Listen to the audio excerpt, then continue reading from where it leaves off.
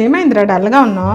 మా కాలేజ్లో cultural event ఉంటే నేను నేచర్ మీద క్రియేటివ్గా ఒక డ్రాయింగ్ గీసానమ్మా. అది మా క్లాస్లో ఒక అమ్మాయి చూసి సేమ్ కాపీ కొట్టేసి నాకన్నా ముందే టీచర్ దగ్గర ప్రెజెంట్ చేసేసింది.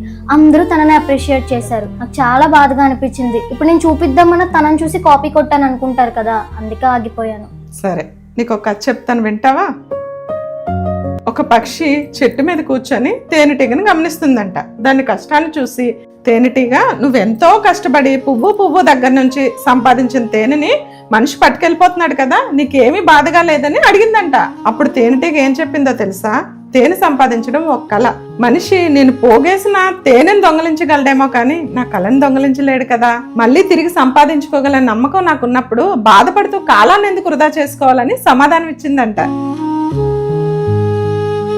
అర్థమైంది కదా? మన మీద మనకు నమ్మకం ఉన్నప్పుడు, మన దగ్గర టాలెంట్ ఉన్నప్పుడు ఎవరేం చేసినా పట్టించుకోకుండా తిరిగి ప్రయత్నం చేయాలి.